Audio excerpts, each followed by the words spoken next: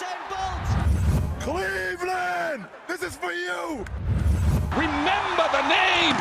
Sports Talk Zone. Welcome back. I'm Ranaja. This is Mikhail. And this is another week of Sports Talk Zone where sports is life. Today's episode is brought to you by Brina Boutique. For all your fitness apparels and gym accessories in all sizes, contact Brina Boutique on Instagram at Brina_Boutique 876. Let's start off this week with some football. Mikhail Hutchinson. Burnley and Manchester United drew 1-1 after Manchester United went up 1-0, dominated the first half, got plenty of chances, didn't put it away, and end up drawing that game and jeopardizing their position for fourth place. What was your thoughts on that game? United for patches looked very well, but they were unable to just dominate. Burnley is literally the worst team in the league, and United can't get the job done. What is wrong with the club? What is wrong? I can't.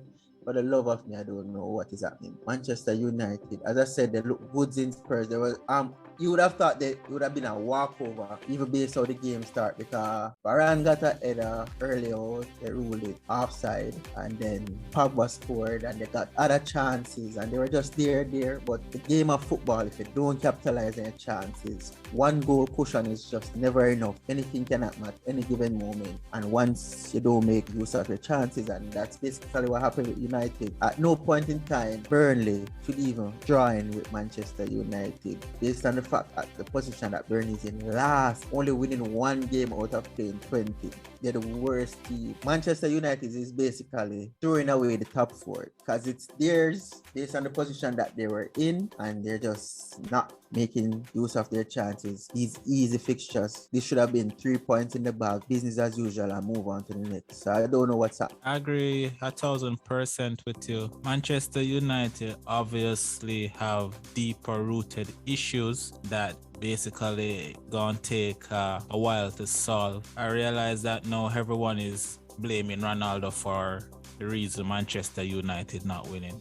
Since that was the case, Ronaldo is the reason Manchester United is even being talked about right now. He's the only reason that Manchester United is being talked about. What I'll say though is that it comes to show that sometimes a club can be big in history, but they end up coming down to earth. And you eventually as fans will have to realize that Manchester United is not the Manchester United of old. And stop expecting it to be that way. Even though you got all these so-called world-beating ballers, these big ballers and £200,000 per week wages, they are not good. They are just not good. I personally thought Manchester United would have been in the running for the title, but they proved me absolutely wrong with that one. I was absolutely stupid and foolish for even think that Manchester United was able or even capable of challenging for a title under the likes of a Hull,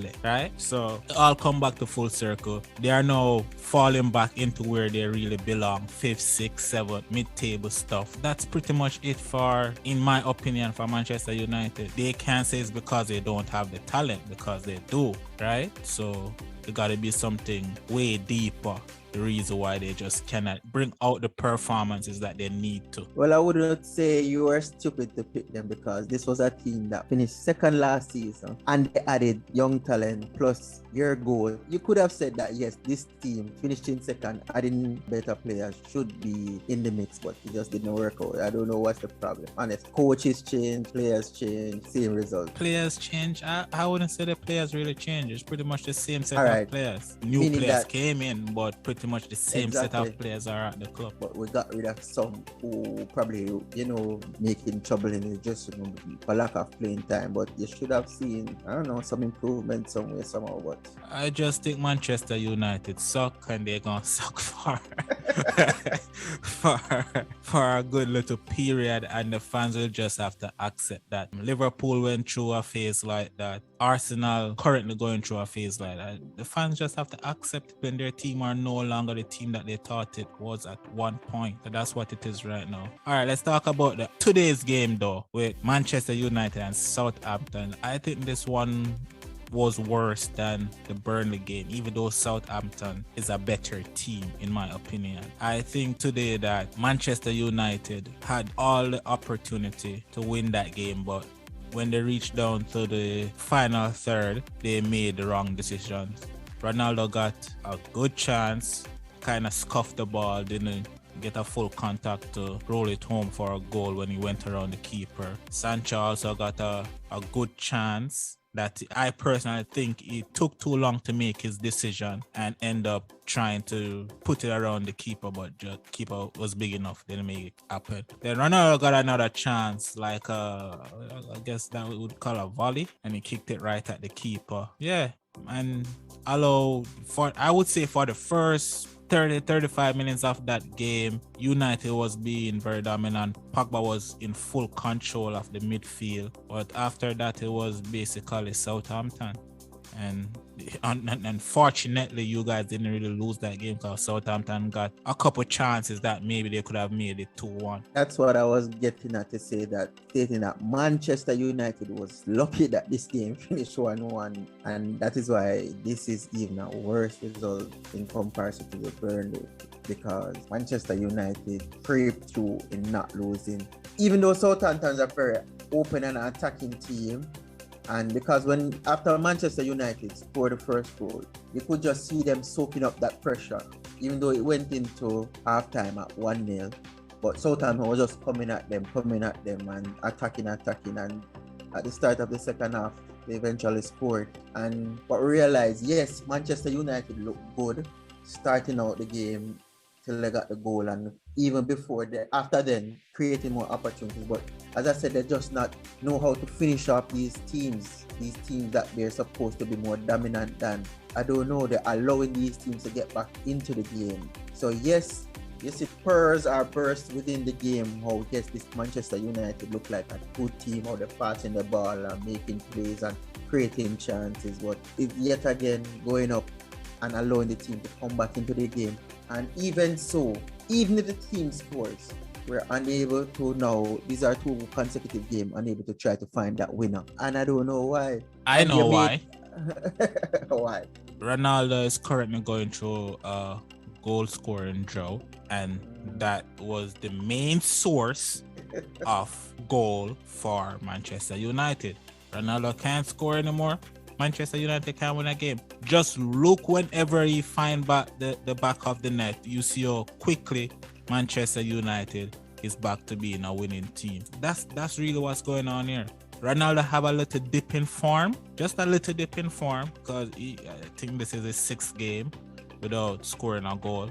And all of a sudden, United just cannot win any game because the rest of the player on the field, I guess, don't know how to score. It's sad, but I would say a positive I took from this game was Sancho was very impressive to me.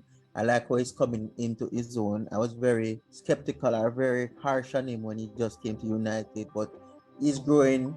Persons were saying Ole is holding him down, but at least it probably just took him some time to climatize to the English Premier League, and he's take time coming into his own. I like how he's attacking, and see eventually score today. What do you think about Maguire's performance today? You know my opinion on that.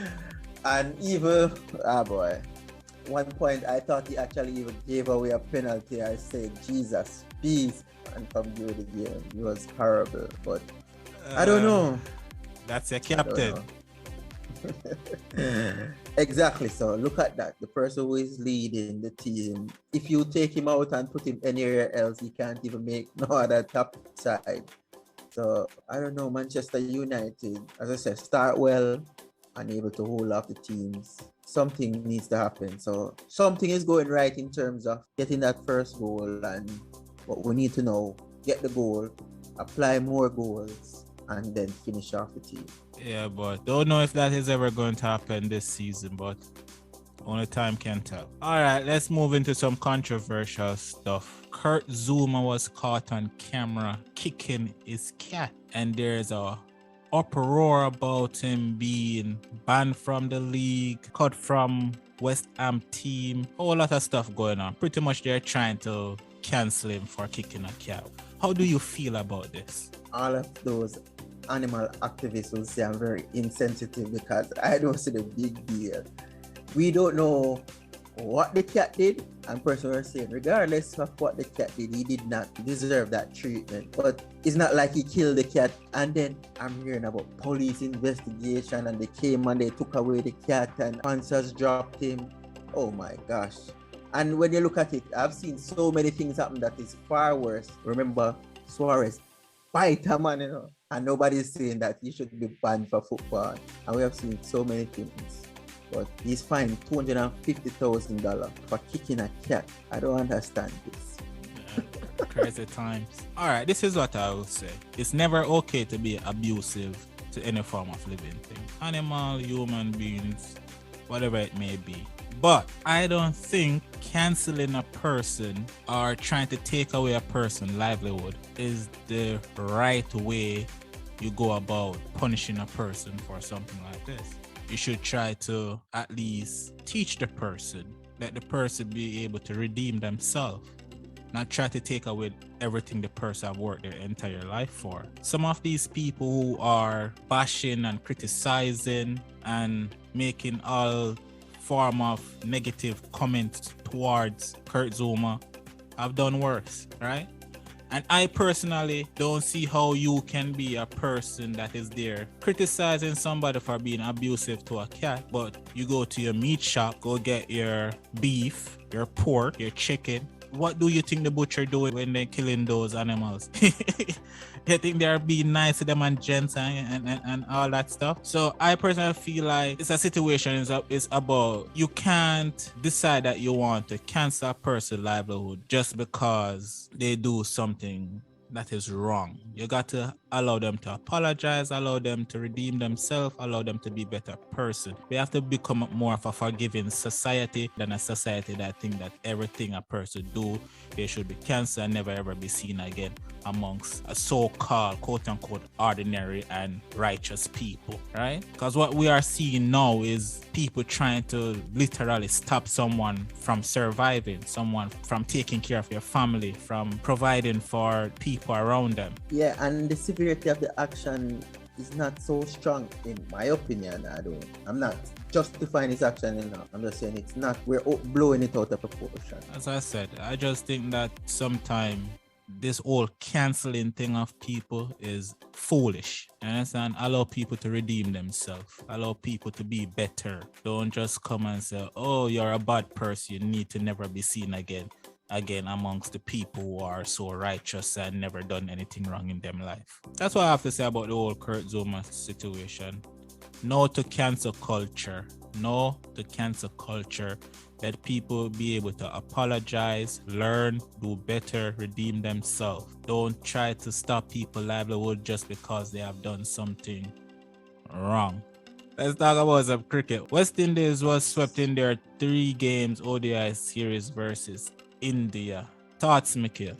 Positive, and give me the positives that you take from the series. And you can also give me a critique. I know you like to start with that first. Well, it's hard to find any positive coming out of this series for the West Indies because in all 3 games, West Indies have yet to bat 50 overs, and that's a cause for concern. I don't know. We have said it countless times. We're unable to rotate the strike. It's like if it's not 4s or 6s, we don't believe that there's no other way of scoring. And what I found strange, they would have brought persons who play traditional cricketing shots such as Nkuma Bana, and yet still didn't even give him a shot. Because say the first 2 games, the first game you're using the regular team. The first game you lost. Second game you're going out there. Alright, the third game the series is over. Why not put him in?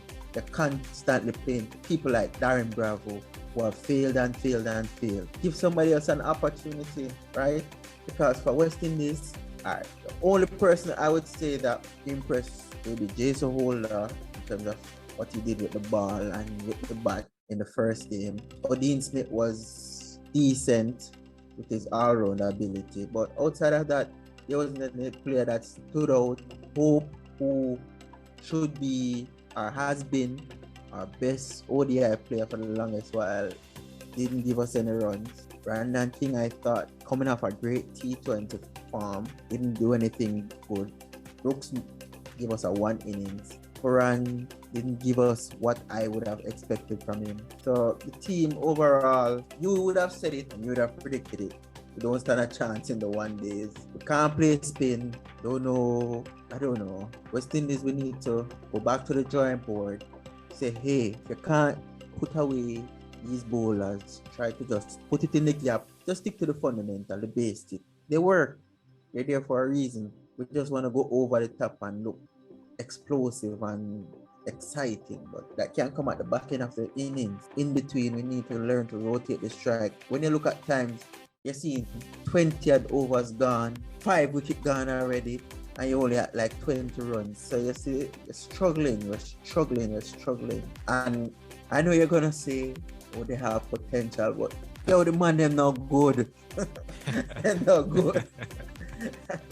And the 1 day exploit their flaws. You know why they look better in T20 class with the fielding restrictions and persons just going at the ball? Yes, but once you have persons now able to set their fields and bowl longer spells and periods, they found their weaknesses and bowl to it and expose you. So I don't know. We need to go back to the drawing board and come again. Yeah, I wasn't expecting West Indies to do anything spectacular in the ODI. I already knew that the way our West Indies play cricket is better suited for T20. We weren't going to bat out 50 overs against India. We can't play spinners there. Not only spin, we can't play even swing bowling. Honestly, this is all some of the guys are. We can't play swing bowling. So I was not surprised by the result. I wasn't even surprised by the fact that none of our batsmen didn't even like put up any resistance. What I will agree with you on is that they brought Bonner and never used him.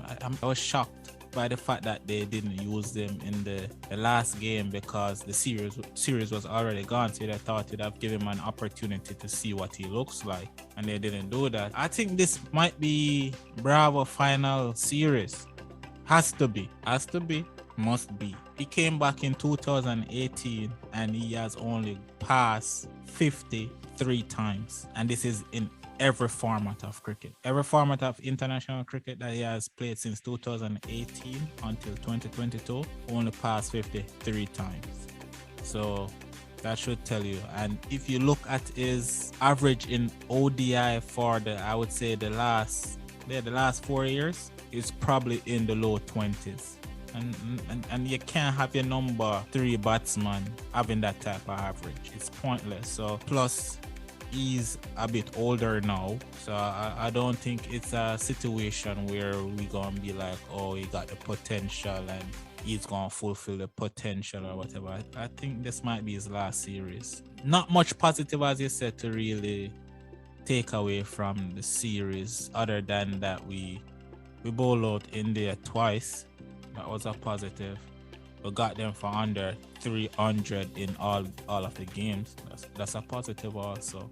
Even one of the game, we got them for under 250. So that's also a positive. We lost by less than 50 runs in one of the games. That's also a positive.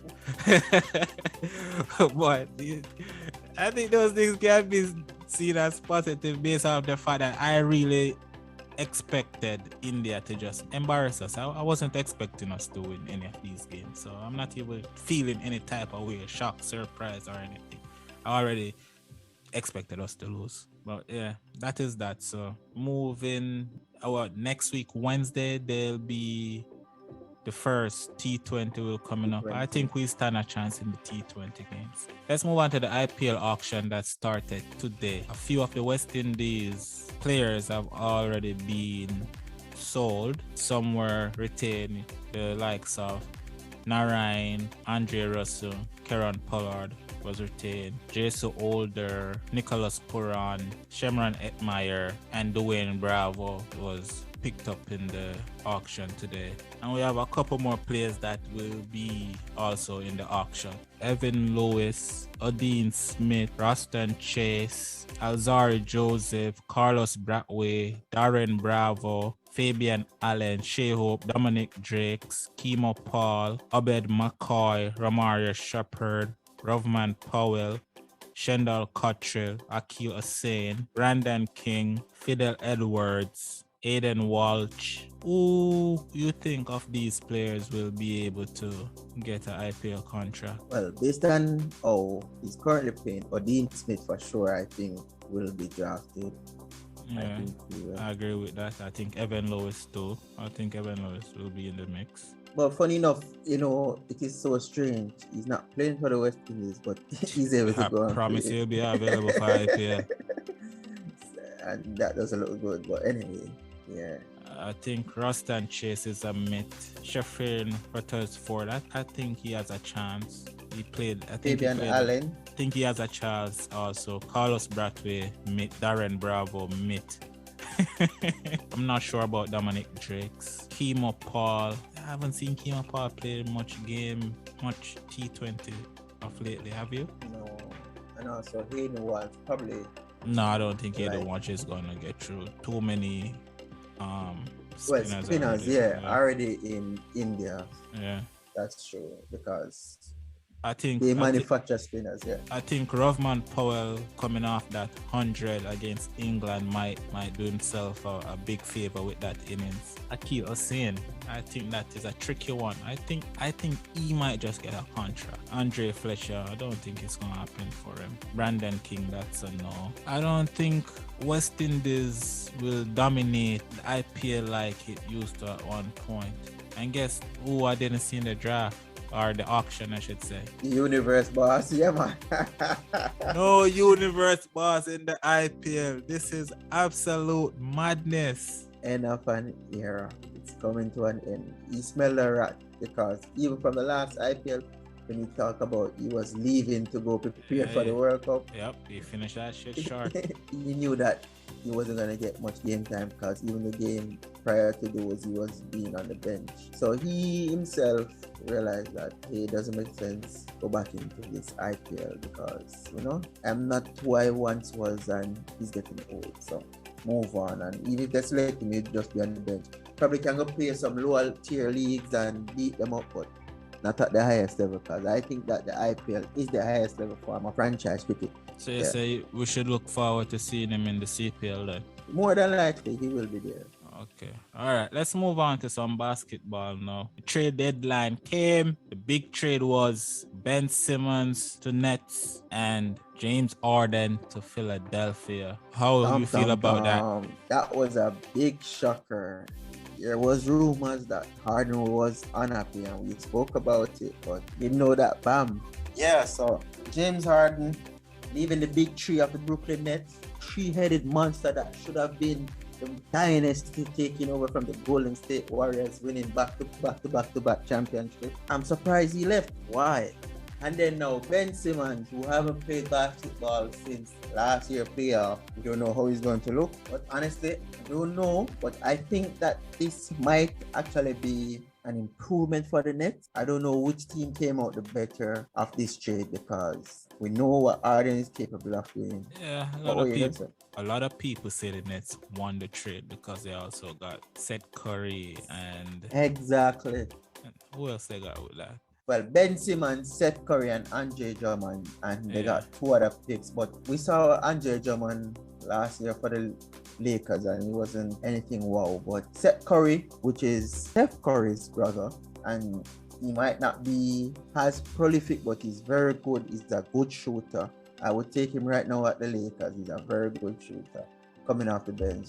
I'm trying to see which team now got better because the Sixers with James Harden should improve because it's not like Ben Simmons was playing. So based on who and Embiid is playing at an MVP level right now, one of the most dominant figures.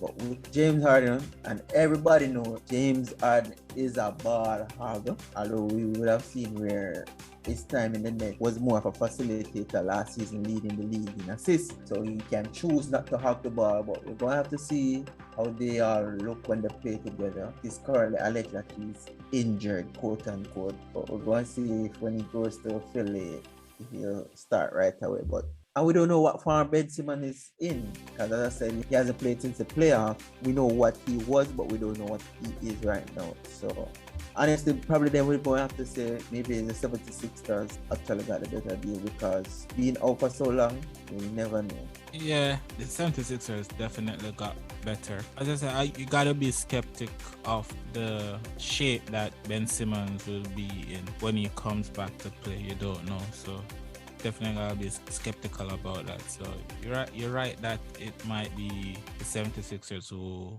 would be in the better position to go and make a good run in the East than the Nets. But KD on your team, you just never know. Can't really count the Nets out like that. Did you get any chance to see the All-Star selection? Team LeBron, Team Durant. Hey man, who you got winning that game? Even though it's the All-Star, and we know it's tough one, nobody takes it serious. Team LeBron will win, but yes. But was you watching the selection process? It was a very entertaining selection process coming down to Rudy Gobert and James Harden.